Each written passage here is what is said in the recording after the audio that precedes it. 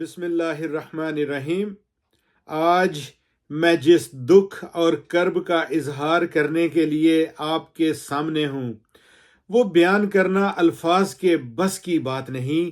16 دسمبر 2014 کا وہ دن جب انسانیت نے اپنے دامن کو شرمندگی سے چھپایا، جب پشاور کی سرزمین خون سے رنگین ہوئی اور جب علم کی روشنی کو گولیوں کی تاریکی میں چھپانے کی کوشش کی گئی، ہم پاکستانی نژاد امریکیوں کے دل اس دن کے غم سے آج بھی بوجھل ہیں۔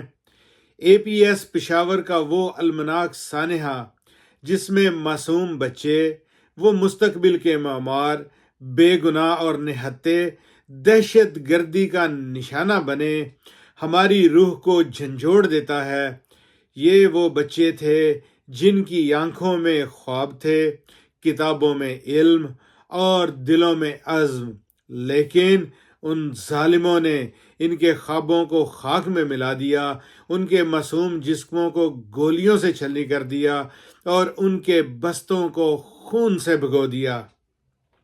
آج یہ واقعہ نہ صرف پاکستان بلکہ دنیا بھر میں رہنے والے پاکستانیوں کو ایک ایسے درد کی یاد دلاتا ہے جس کا مداوع شاید ممکن نہیں۔ یہ صرف ایک حملہ نہیں تھا، یہ انسانیت پر حملہ تھا۔ یہ ان ماؤں کے دل پر وار تھا جو اپنے بچوں کو علم کے زیور سے آراستہ کرنا چاہتی تھیں۔ یہ ان باپوں کے ارمانوں پر ضرب تھی جو اپنے بچوں کو ایک روشن مستقبل دینا چاہتے تھے۔ لیکن یاد رکھیں، ہم نہ جھکے تھے نہ جھکیں گے۔ یہ سانحہ ہمارے لیے ایک یاد دہائی ہے کہ دہشت گردوں کے ناپاک ارادے ہمارے جرأت اور حوصلے کو شکست نہیں دے سکتے۔ ہم نے ان معصوم شہیدوں کے خون سے عہد کیا ہے کہ پاکستان کو امن، علم اور محبت کی سرزمین بنائیں گے۔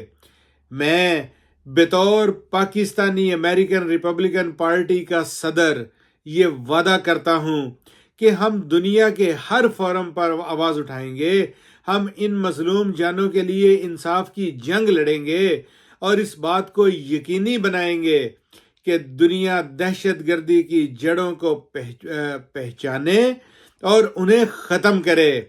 آئیے ان معصوم بچوں کو خراج عقیدت پیش کریں، ان کے والدین کو صبر کو سلام کریں اور دعا کریں کہ اللہ تعالیٰ انہیں جنت کے بلند ترین مقامات عطا فرمائے۔ یہ معصوم شہداء ہمارے دلوں میں ہمیشہ زندہ رہیں گے۔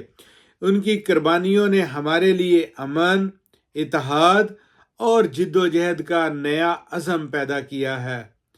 پاکستان زندہ باد، امن کا خواب ہمیشہ پائندہ باد۔